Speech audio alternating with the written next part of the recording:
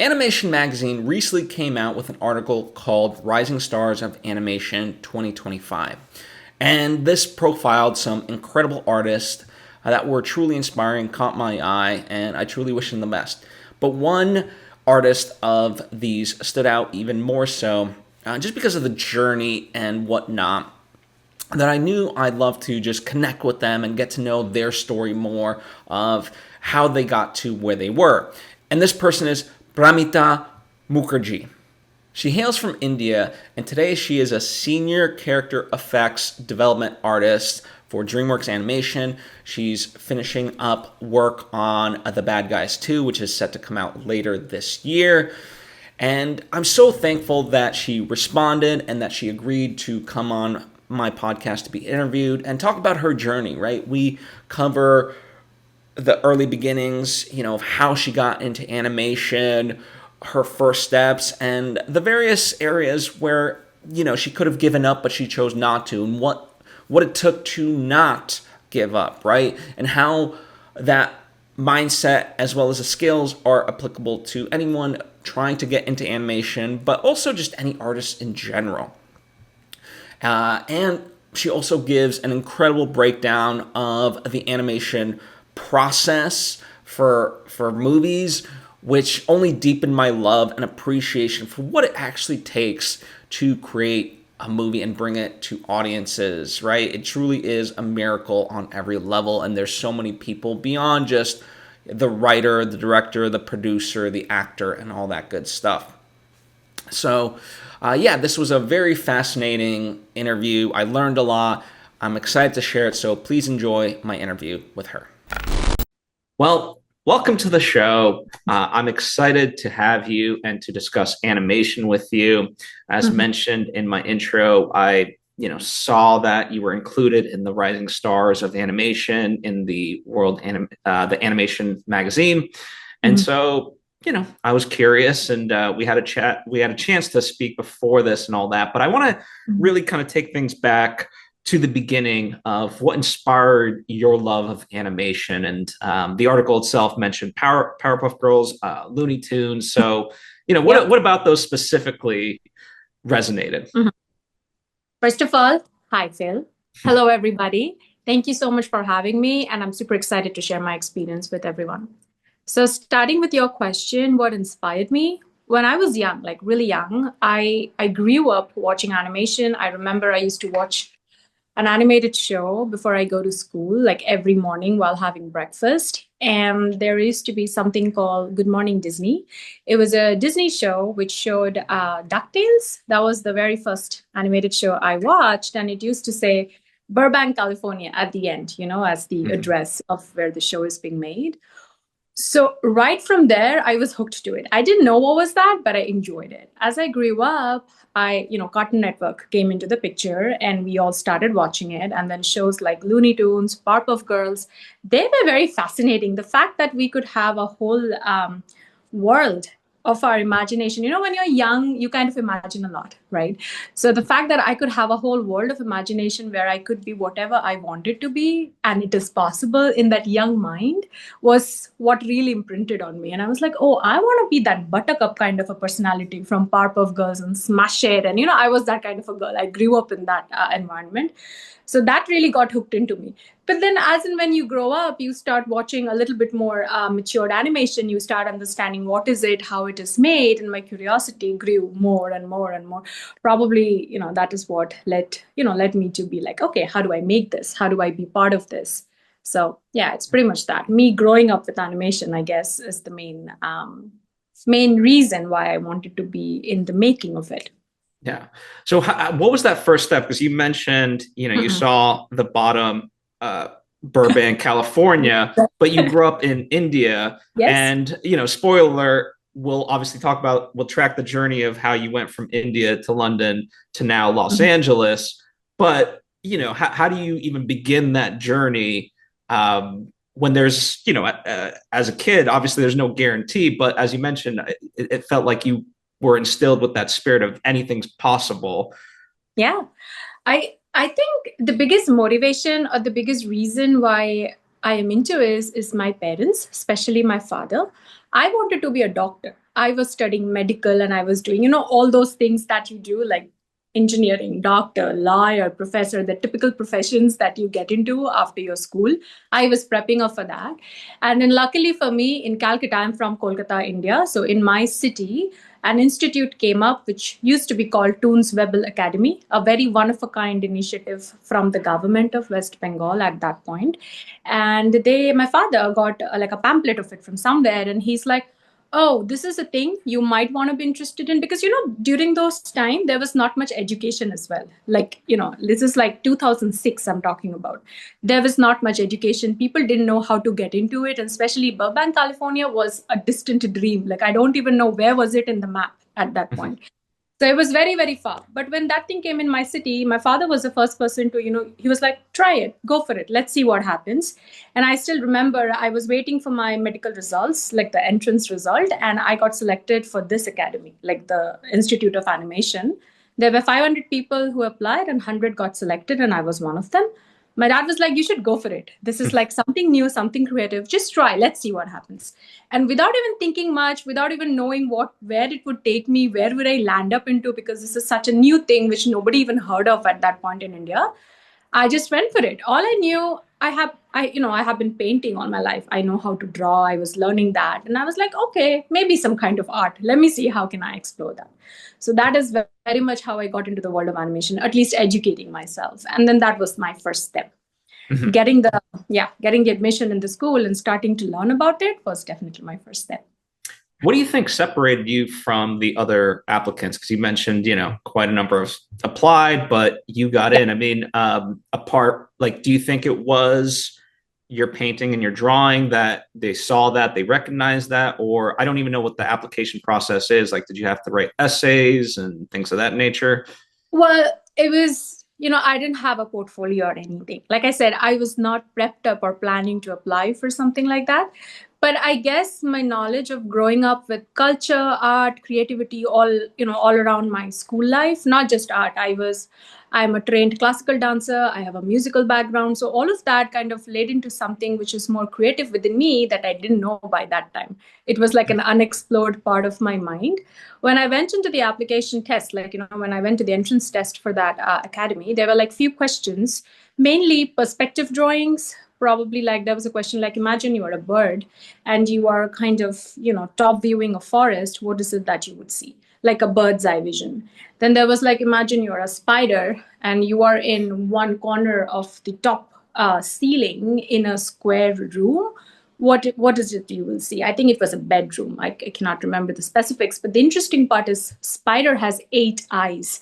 So what is it that you would see? So, these kind of questions, it was not about your drawing skills. It was more about understanding your perspective and vision in a creative world within your mind. I think that was the idea. And I guess I could stand out within that, trying to express what I see, what could be a possibility when I'm creating my own world. Probably that is what got me in, is what I understand. Because I didn't have any portfolio to show. I didn't have any artwork or anything. I just went with what I could imagine, basically my imagination. And like I said, during that point, I didn't even know that I had it in me before I started making it happen on the paper. So it was quite a discovery, like a self-discovery project for me as well. Very cool. Yeah, I mean, we don't know each other that well, and maybe this isn't necessarily it, but just from the short time I've known you, Mhm. I get the sense that you have very curious spirit about you, and your passion is very infectious. I mean, even though we're like speaking over Zoom, I just feel the energy that you exude. I don't know if like you've ever heard that about yourself, or if you recognize that about yourself, but that's at the moment my assessment of it. I, I would definitely say I've heard that about myself. The reason being, now I'm like, I started when I was just 19 years old back then in 2006. I'm 37 now. So I am in this field for like 18 years. It's a hard one, right? I believe the only reason why I'm surviving, like you said, from India to LA to London to all around the world during these tough times in our industry, I feel the only reason why I'm surviving because I'm very passionate about it. I want to work, I want to learn more, I want to kind of always explore and do better. I believe if I didn't had that in me, I wouldn't have survived. It's this The world of animation is not like a mathematical world where like, oh, 1 + 1 is 2. It doesn't work like that. You have to explore creatively all the time. And I guess I've mentioned this to you before. I believe you cannot teach creativity. It has to come from within you. And I guess passion drives it. So yeah, I don't know. I really don't know much about whether I'm very passionate or do I always think about it, but it happens naturally. So I think within me, I have it naturally to kind of learn more, see more, what's coming, what is the new technology, how do I survive? Even now, after 18 years, I'm still thinking, how do I survive the next step? Because the world is changing. Yeah. I don't think you can do it if you don't have the passion towards the Yeah. industry and you're not here just for the fame or the name or seeing your name up there in the screen. If that is the reason, then it's hard to survive. So, yeah. So taking, when you enter this initial school, I'm sure you were like a sponge. So what were the things that you immediately learned there that, pushed you in that direction? Yeah, the school was very interesting. Interesting in a way. It was not, first of all, it was like like an organization which was very catered and specific to learn the basics of animation, which was amazing. Not everywhere you get to learn the basic principles of animation, hand drawn. So we were kind of learning how to animate in 2D, like in Flipbook those days, under the light, page and paper, for 6 months. So I think that just elevated my idea, elevated my learning way beyond what I used to think just watching the thing. Because I'm like, oh my God, this is the real thing. I'm actually drawing 24 frames per second just to make this happen. Like, bouncing ball and pendulum, all those very basic principles of animation. So that, I believe that made my foundation very strong to survive, even though I'm not an animator, but still, if your foundation is very strong, you understand the core concept and logic of how to make this happen. That was a plus point. So after that 2D course of 6 months, that is when we had a choice to kind of either we want to take 3D beyond that, pursue like everything in the software, or we want to continue as a 2D animator. So I chose going to 3D because I was like, okay, I have a strong foundation of how things are done in 2D, but what if I had to make it? Because in my mind, I was like more leaning into the 3D side of it, because I knew that, this is the part which is gonna go forward. Moving on, something told me back then, even though I've watched 2D cartoon animations like DuckTales and Powerpuffs, all these are 2D animation. But I don't know, somehow I felt that, that is the way to go, and I chose that. Again, coming back to the point, I feel that 6 months of 2D foundation is one of the primary reasons as to why my core concepts are very clear, and I'm surviving this even today. Mm-hmm. So, is that something that you would still recommend? I mean, I'm asking because, like, for me, I think anytime, whatever art skill that anyone's trying to learn, whether it's poetry, writing, music, as we're talking animation, I feel like people try to skip over that foundation because it seems quote unquote boring. And it's like, no. I think you need that. In my mind, you need that foundation. But I'm curious, more specifically, if you think, animation needs that foundation of 2D animation in order to, as you progress from 2D to now 3D. Honestly, Phil, I don't think. I'm very certain you need it. I'm those kind of an old school person which firmly believes that you need to have your base and foundation very strong, and you can always build on it. Because if you look at the softwares, I started with probably Maya version 2004 or 5. It is Maya version 2025 today. So you see, technology will always evolve. May it be Maya, Blender, Houdini, something else 5 years down the line, and now you have AI. So technology is not your foundation. I always believe that's a tool to give your foundation a visual, right? But your foundation has to come from your 2D background, or the very basics, principles of animation, the very old school stuff, which can be boring. But that is what you actually take and replicate. 3D is just a medium for it, right? Any software or any technology, because 3D is a technology. It's not a foundation. It's a medium which provides you to create your foundation both visually and creatively. So yes, 100%. You need to have that foundation. Even if it is boring, you still need to have it just to, be a better artist in the future. Yeah. Well, for the record, I'm not saying it is boring. I think people have that misconception. Yeah. And I think I agree to you. Yes, they do. Yeah. And even to me, like, I actually personally want to take like a drawing class. And I've been watching more and more like YouTube videos, and they literally start with the basics of, how to do a line and this and that, because just to kind of drive the point of what, and you can correct me if I'm wrong, but it's about learning okay, perspective, then shading, which obviously deals with coloring and stuff like that. And so, you can't just jump on a 3D program if you don't even know what you're trying to build in terms of the perspective. Like just those simple things that come off as like, wait, why am I drawing the line? It's like because there's a reason behind it. So you learn to see the world in a particular way. But you do see the difference also, right? Like if Yeah. you're really paying attention to animated movies, I think you will be able to say if the creators of this particular animated project does have that foundation versus something which is just, being created inside a software without the foundation. It's very clear. It's not about the artist or it's not about judging their quality. It's more about that if you have that, like you mentioned, for example, the lines, the line of actions, the range of motions, if you don't know what to create, how would you even use the tool? Because 3D tool is not going to create it for you. You're the person who still have to animate it or do the thing inside the software. The process might be easier because many things the software can do is much more easier. But end of the day, you have to know what is a slow in, slow out, what is a pendulum, what is an overflow, or what is like a follow through. You have to know that to be able to even say the software, hey, I want to do this, can you please get it done? So Yeah. your eye of motion cannot develop if you're not having, again, it's very personal opinion to me. I believe I have an eye for motion only because I have those clear understanding of the basis. Yeah. Like let's say I'm a character effects simulator animator at this point, right? I cannot say how this long hair will look like if I don't know what is a follow through, right? The software Yeah. is not going to do that for me. It's going to look mechanical versus a flowy organic animation. So I think as a viewer, you would also be able to say if the person creating it has that background or not. So it's clearly important. Yeah. Yeah. I'm curious. So I know we're getting a little bit into the weeds, but I love this type of stuff.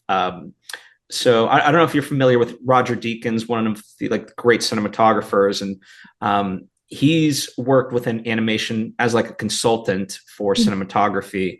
And one of the things he's talked about in the past is, I believe on Wall-E, when they were doing that movie, the lighting didn't look great in certain shots. And I'm paraphrasing, of course, but and then he looked at it and he's like, it's because you guys have the lighting consistent. And they're like, well, what do you mean? He's like, when we shoot a movie, we're shooting it across a day and the sun continues to change. And so we have to account for the variable. Yeah. Obviously, when you control the environment in 3D, you don't need to worry about that. But it's funny how like the perfection side of it made it look imperfect. And so to make it look more natural, they had to embrace the perfection. So I'm curious, like, if you've ever run into other instances of that where you have to like again problem solve in these different ways of like, wait, something feels off and how do I fix that? I guess we run into those kind of problems all the time. Firstly, a lot depends on the project. A lot depends on who is the director, what is his vision, what kind of animation or what kind of styling, what kind of look of picture he's expecting. And a lot depends on that. For example, if you see Spider-Verse, it's a very stepped animation, kind of an animation storytelling, right? That is the need. It doesn't flow organically because that's how the director's vision or the styling of the movie is. Versus if you see something like Encanto, which is super flowy, everything is flowing beautifully because that's what the look and picture of that film desires to be. So I think there is no fixed answer that, if you do this, it solves a problem. It's more on, as an artist, I think what we need to focus on is what is the director's vision and the style of the movie and how to achieve that flawlessly. That's what, as an artist, we try to do. Let's say if we talk about Wild Robots or Puss in Boots, very stylized artistically, superbly blending very well, but it's a very different design style versus something like Kung Fu Panda, which is like jiggly and fighting and organic. So me being worked in both kinds of movies, I can clearly say that, problem solving for different show depends on the different needs of it. There is no one answer to it, but you have to be able to mold yourself in the mind to suit the need and style of that show as an artist, any artist for that matter. If you're being able to do that, then it's very easy to kind of say, oh, okay, this is how the timing changes. This is how, to your example, if this is how the daylight organically changes because of the sun's position, we need to do this inside just to get exactly those kind of lighting frames or look depths throughout the movie, versus something I really want graphical and a quick shift, and I want the audience to feel that change, which is not very smooth. That's also a requirement. Like I said, Spider-Verse is a big example of that. So it really depends on the style of the show. but Yeah. it's doable. As an artist, you have to be flexible to understand what is the need of it and immediately mold yourself into that. That's the Yeah. easiest way. Yeah. Well, so it seems that you've worked with all kinds of collaborators, right? Whether in your immediate team Mhm. versus like even though obviously a movie has many large teams Yeah. and stuff like that. So I'm just kind of curious of uh, yeah, how you learn to collaborate with all kinds of different personalities and things like that. How you mentioned the idea that everyone has their own different needs and stuff like that. And Mhm. yeah, just how you approach learning those perspectives to make sure that you're able to do your job the best it can be. Well, honestly, Phil, it's hard. I won't say I do it right away because you're working in a certain movie in a certain style. Let's say for 2 years you're in that style. Now the movie is done, you're casted in a different show, and the style is completely different. So me personally, it takes me a little bit time to understand. Oh, what is the director thinking? What are the notes? What are the review notes I'm getting out of my work? And I try to analyze them and understand. Oh, this is how his mind works. This is what these are the changes he's asking, in my shows or in my shots or in my work to fit this style. So I definitely take a little bit of time to adjust to the design. It's not like day one and I go and, oh, everything is flawless, everything is approved. It is not like that. Sometimes it can be frustrating that I'm not getting what he wants. I'm not getting what she wants. It's not looking right. So it happens. I would say it's a process. Every show, I try to go with an open mind so that I can collect the information for that show and try and deliver towards it. But it's not like it happens from day one. It definitely takes me a little bit of time to adjust to the style, get the notes. It can be frustrating, to be honest, like being very honest, that's the real process. But you will get it. Like, once you understand the process, then it's very easy. Then you basically collaborate and contribute to make the look even better. That's what the requirement is. But initially, it's a little hard to adjust. But again, out of experience, if you're working with the same person again, you will know what that person needs. So that comes with years of experience. But someone who is very new to it, it's totally okay to fumble. It's totally okay to get, multiple corrections in the same process just to understand what is the need of it. I've been through that. I've had shots which took 10 iterations to get approved. And I'm like, oh my God, what is the thing that I just cannot get it? It happens. It's not that it's about me, I am good or bad. It's about I'm not getting what the style is. So I have to, sit back, clear my mind. And I would always like to talk to my team. That's what I do. I take help with my immediate supervisors or managers, my team, because sometimes as an artist, you get a blockage. You're doing the same thing again and again, and it's not getting anywhere. So I think another best way of approach is to take, you know, kind of advices and suggestions of what other people in the team sees, because end of the day, it's a teamwork. Your work has to line up with somebody else's in the team to match the need. So I guess those are constructive ways of how you can get into a show's style without going crazy or without taking too much time, because end of the day, it's a production and it has to be effective. Yeah. So yeah. Yeah. I don't know if this is like fully applicable, but one time I heard a director speaking with actors and they were saying like, listen, sometimes we just like to try stuff because a lot of actors, if they're doing something and then giving a note of like, hey, instead of doing it this way, do it completely opposite, they'll Mm-hmm. feel like they failed somehow. When in reality, it's just the director trying completely something new just to see if it will work and Yeah. having the faith that them as an actor can make that complete shift and deliver something great. Yeah. So I always took that very much to heart of like, oh, it could be a note, but it could also just be, as art is, an exploration, Yeah. just to see Yeah. what could be better. Oh, yeah, 100%. The initial phase of any movie making project or any project for that matter is always an exploration. See, I have seen directors or production designers or, VFX supervisors, they come with a vision. Definitely, they come with a vision. But they're always open to suggestions and newer approaches because, end of the day, if you don't see a visual in front of you, it's very hard to kind of actually imagine or see, because like I said, it's a collaborative process. 5 ideas kind of come in a room, contributing towards the main vision of the directors, taking everything, something new and more beautiful is created. So that's the best part of animation film project, because every idea can lead to something more better, and these kind of conversations are always encouraged, and it's very healthy to have. I've been fortunate to work with people who have always asked for ideas to elevate their visual into something more better. So yes, 100% to what you say. it is a two-way thing. It's not just me being the director saying, this is what you need to do. No, even what is it that you think? What ideas can you bring on plate to elevate this kind of visual? It's a two-way collaboration. So yeah. Yeah, no, I 100% echo that. And I have this sentiment of like, well, whether it's the story or anything else, we know it's the best because we've tried everything else. You know? There has to be 100 tries, right, to get one perfect frame. So Yeah. And I love I don't know if you're the same way, but I love like behind the scenes making of, and especially like Disney, I think, does a lot of wonderful behind the scenes making of like the early stuff, and you see the initial like princess drawings or whatever, and you're like, oh wow, if they went with that direction, that would have been horrible. Thank God they kept iterating, So it's always a fun time. Um, in terms of going back to your early roots, like you've mentioned that obviously just animation itself has been constantly evolving, the film industry, but also just the world in general. And so early on, you mentioned that you almost gave up, from this all. So I just want to kind of contextualize that, like what was going on, and why specifically you were able to fight through it. Because I feel like it's kind of being mirrored in some sense. And I'm sure there's other people out there right now who might be going through a similar struggle. absolutely. Okay, to be honest, I started working into 2007 in a in an animation company back in India, which was called Crest Animation Limited. And that point of time, it was one of the biggest in the Indian market.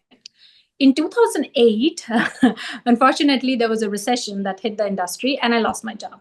So you can imagine a 20-year-old me at the very second year of my career. I'm like, okay, what just happened? I just started working. So I was totally devastated, but I'm happy that happened to me very early on, which kind of was a red signal that, hey, this is what you're entering into. Start prepping up your mind. Obviously, I was very young. It also depends on what age level you are, what experience level you are to deal the situation maturely. I was lost back then. I'm like, okay, fine. This is not for me. I'm going back home. I'm not going to do this because I don't know what to do. I don't have a job now. But then I realized that if I go back, then probably I'll not be able to do this anymore. It is done for me because my parents will not allow me to go into this any further. So I took a step back. I took 6 months of doing nothing in a very expensive city in India, which is Mumbai. And I'm like, what am I doing? What am I trying? That anxiety, that stress, that frustration that every kid, 20-year-old young person can have. I was going through everything. And it's very hard to deal with. So if the younger generation of today's world is thinking the same, it happened to me as well. I'm also one of them. It happens to everybody. The only thing that I did good for me is I was like, okay, what can I do better to survive in the industry? I started learning new skills. I didn't even know if that would be useful or not. Back then, I started as a rigging artist. I was a character rigger artist very initially. So what I started doing is I started learning newer languages like C++ or whatever I could, Python, Mail, anything, that came in my way. Because I was like, to your question, how do I stand unique in the crowd so that I can avoid this situation coming to me in future? That was my only thought. And that thought didn't come overnight. I had to I had to go through that depression time and then rise out of it and think, no, let me give it another try. So that's a natural personality of mine. I was like, okay, let's do it. So I learned new languages. I kind of, tried to upskill my technical skills or whatever skills at that point I needed to get another job. Thankfully, in 6 months, I found one.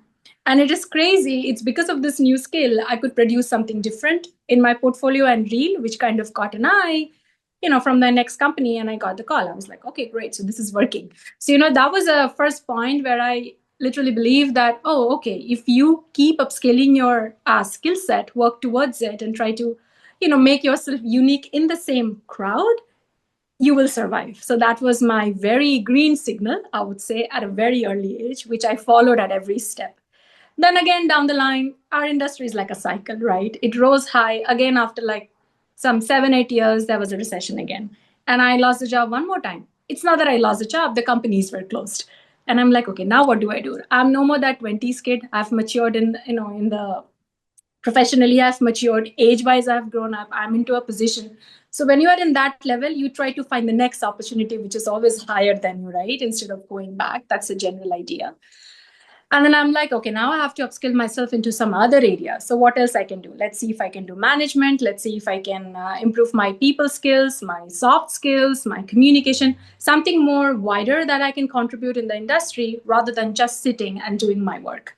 I started to elevate myself in those lines. And again, doing all that, I got the next job in London. That's how through LinkedIn, actually. It was super fast. Within 15 days, I cracked the interview in DNEG and I was there in London working. So I always took those chances. And even though it's an immediate setback, but if you're trying, if you're able to come out of it and then try and see what more you can do to contribute and again, stand uniquely, I think it worked. And every time I did that, it kind of have worked for me. And that's why I actually got a job in London when I was having no job in India. So that was a huge leap just because I believe whatever I have contributed or whatever I have upskilled myself over the last 10 years in India kind of helped me secure a job in my next phase of life. I mean, it's just an example, but that is what I kept doing all the 4 times I have lost my job in 18 years and it worked. So I'm hoping it works in the future as well. But all I'm trying to say to everybody at this point, it might look crazy. It might be a point you'll be like, okay, I'm done. I don't want to do this again. It's happening over and over. It's not good. It's super demotivating. And the competition is only increasing. It's not less, right? Today it's 5 people, tomorrow it's 15, then 50, then 500. And that's how, the industry gets larger and your opportunity narrows down. I always try to surround myself with positive and constructive people who understands my problem and pushes me front rather than, telling it's okay, you know what, you should do something else. It's not for you. These kind of comments can really take you down, but you're open-minded and you're more flexible. I think flexibility is also a thing because when I took the job in London, I took a step down. I'm like, okay, that's fine. It's okay to take a step down because I was confident I would be able to work myself up. I had that confidence and I did. In 2 years, I became a supervisor, which I joined just as an artist. So all those are fine. So I guess if you have that confidence within yourself, you don't have to worry about the position. You don't have to worry about the work. Just try and see how you can adjust to that situation and level up from there because you can. I think that is one of the best ways to deal with the situation.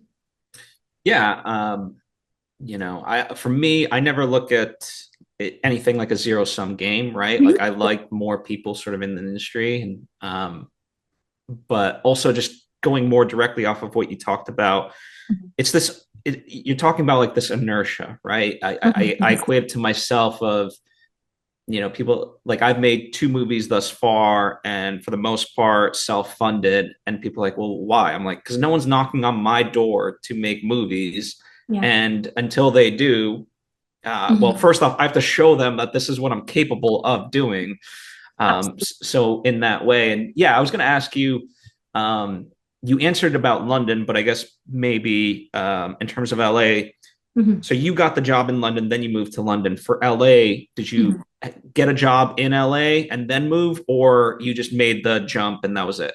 Yes. So for me, moving to LA was basically a jump. I saw the opportunity, I saw the vacancy, I applied for it, and then I got interviewed and I made a jump.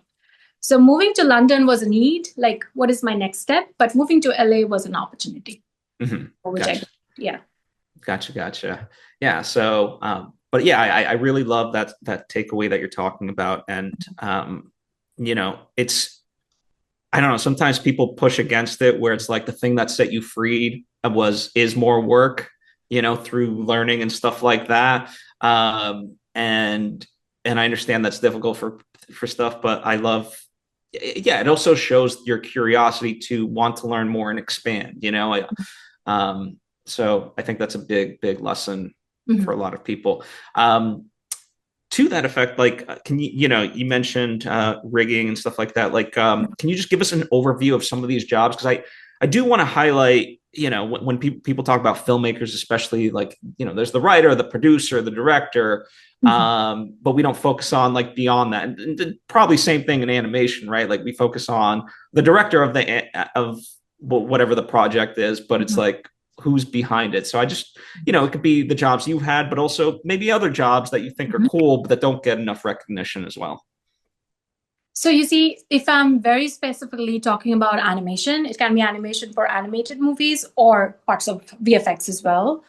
It's a combination of multiple departments. departments. It's not just one department. And since it's a collaborative process, the first one we would look into, if I'm talking about just the production part of it, not the pre-production. If I'm talking about production, which is more of my area, you start with the modeling, right? You model the asset, you model the character, and then you send it into two different departments. One is the look diff or the surfacing department, and one is the rigging department. They run parallelly. So I was part of the rigging department in my initial days. What is that? That is basically trying to make that model move in whichever way you need it to. And surfacing is more about painting and coloring the model to make it look like, the texture and stuff. From there, it moves on to the animation department, especially from rigging. Now, animation is the department which is the highlight, which is the main one. Why? Because they move the characters, they animate it. They're basically doing the acting inside the screen, which is directed directly by the director or the HOKA, which is the head of animation. So that's where the motion kind of takes place. Once the thing is animated, then it moves to the next department, which is CFX, character effects animation, which is what I'm doing currently. So what's a CFX? So CFX is basically any kind of character effects, meaning, let's say hair, fur, cloth, skin simulation, any animation which you can think of on the character, which is not the main body, is character effect simulation. That can include anything. But still, it's a part of the motion, right? Hair, cloth, these are all motion, which is adding on to the mannequin. If you imagine the bear model to be a mannequin, any effects that you add on to it is a character effects. That's what I do at the moment. Now, once I'm done that, then it goes to lighting department, which is the last and the most important one. So lighting department kind of take the information from CFX, which has animation and CFX, and it takes the information from surfacing, which is the color stuff. They combine it together, and now you have an asset which is moving and the right texture. I'm talking about just the character pipeline at this point. So at that point, you have everything. Lighting department is one of the most crucial department because it takes information from everywhere, compiles it, composes in one frame, and that's what you see out there, right? And it also gets information from the location, which is the background. It takes information from effects, if there is any waterfall or destruction or anything. So it compiles everything, and that's what you have. There are other departments like IMF, which is image finaling, or then there is something called Digimat painters, which is like if you see the beautiful static backgrounds, which are basically painted mats. So those. So there are multiple 3D departments which contributes to make single frames out there. And then obviously, I always appreciate the rendering team. They are the one who works 24 hours to make sure every frame that is put in the farm is kind of rendered right. And then you have the image out there.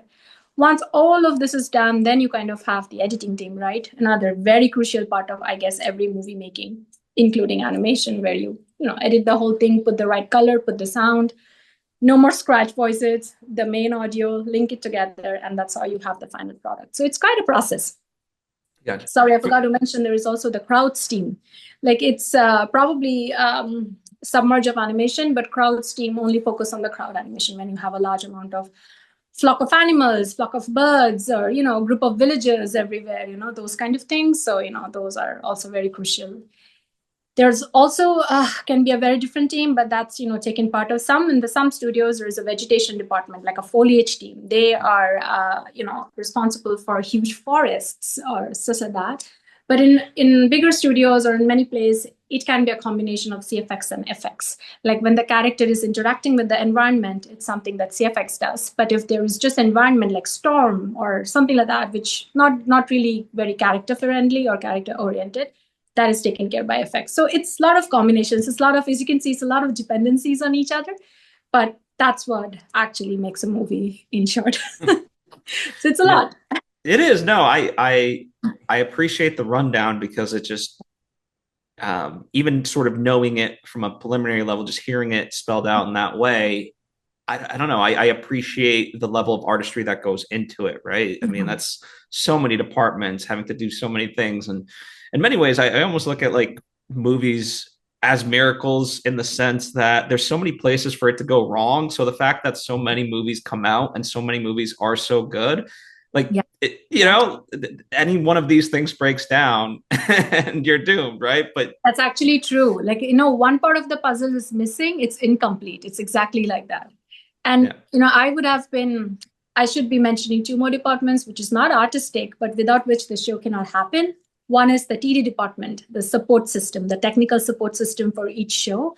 And second is the production department. It's the department which basically runs the show. So these two are non-artistic artistic department, but very crucial part of that puzzle. So yeah, it's a big one. Yes, indeed. Um, as we start to wrap up, I do want to talk about the various organizations you're involved in. You have the spirit of giving back as well, and that's why I think you agreed ultimately to do this to continue to help educate and help out people. But whether it's women in animation or VES, things like that, can you talk about what those organizations are and how you contribute to them? Yeah, I think, I started with Women in Animation in 2019. That is the first nonprofit I joined when I moved to US. At that point, I started feeling that I had learned enough from the industry that it's my time to give back in whatever capabilities I had. And Women in Animation is one of the biggest nonprofit organization in our industry, which definitely looks under people for very non-represented societies or women or non-binary. So all the people who needs some visibility from those direction, they work for bringing them up in front of the world. Now, to mention that, they have something called a mentorship program. Every year they run it twice. So that's what I joined. So I basically, through them, have already mentored like close to 110 women around the world. So it's super, super impressive because it just brings around people from everywhere collectively under one roof, and we share information and knowledge. So that's how I started sharing my experiences and knowledge. And I mainly do it with younger group of people. That's my circle is what about. The reason being, when I was young, I didn't have access to anything like this, and I literally, kind of had a very hard road. I was like, if I could share my experience and help few people not go down that road, that was my whole intention to jump into it. And when one happens, you get hooked up into it. And the next one came into picture is AIA, which is Asians in Animation. That's also a nonprofit, which is like a community built up to support all the Asians around the world to come up and show their skill set. It's also mainly focused on the students and upcoming people to provide them resources, help them showcase themselves and recognize talent. So it's run by Lexi Chu. She's an amazing person. She's the president of it, and I'm one of the board of directors in that organization. And since 5 years, it has been doing just amazing, helping people out there. And then, of course, I ended up joining VES, which is the Visual Effects Society, and I joined their awards committee, mainly because I have been nomination judges and part of juries in many places, but I've always been fascinated on the back end part of it, because I can imagine so many people, trying to submit their thing, and it's a matter of recognizing the right talent. And recognition is something that motivates an artist quite a bit to do better, right? And I will be overjoyed if I could recognize somebody or even be a part of it to kind of celebrate someone's work out there in front of the world. That was my whole intention. So being part of the awards committee in VES has been a wonderful experience for me, because I was like, oh my God, there are like so many applications, so much of work, which I would have never seen, right? Just me being myself. I was fascinated to see all the students' work and everything that got submitted. And it was an honor for me to I can't do all that, but I'm so happy that I can help you getting recognized in the right platform. So, these are the things that really keeps motivating me to join nonprofit, because it's more and more about the industry, giving back to the industry to whatever capabilities I have. And I'm very happy to do it. That's amazing. I'm sure very much appreciated. I mean, just all the people you've already mentored is incredible.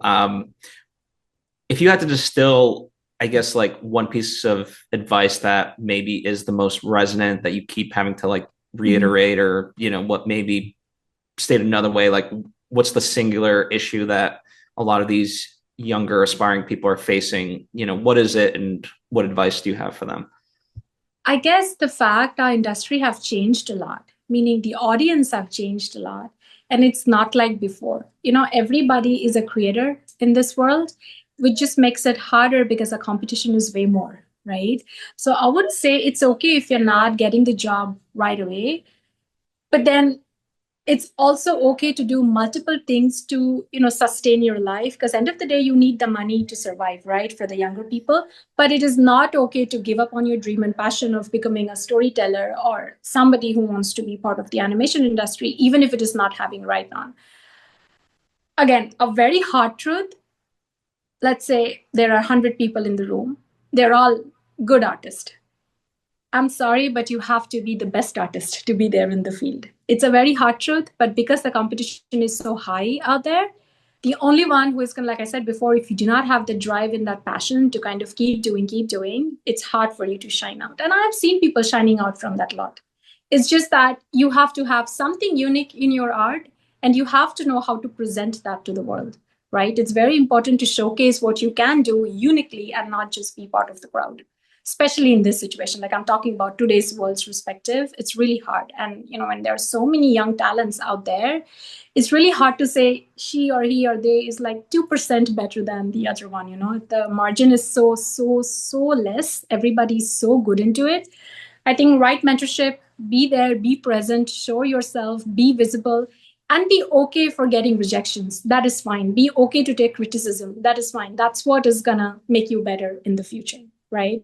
And just learn as much as you can. Find the right mentor for yourself, find the right network, and find the right path rather than getting overwhelmed by all the internet around you. Just remove that and focus on, the one that you want to walk on, at least in the initial 3 years of your career. Yeah. That margin of like almost like from good to great. I equate it to let's say 100-meter dash, right? Like the margin of victory is like fraction of a second, and literally like all these athletes are just trying to shave off the smallest minute thing, and it's just that sort of difference ultimately. Well, as we finish out, I want to give you the opportunity. What's the best way? What do you need? What's the best way for people to support you and your career endeavors? Like what's I honestly didn't think about it. I guess more than supporting me, it's about supporting the creative community that we work for as a team. It doesn't matter if you're new or you are having 20 years of experience. End of the day, we are all, in the same boat if we look into our range of pyramid, is what I believe, right?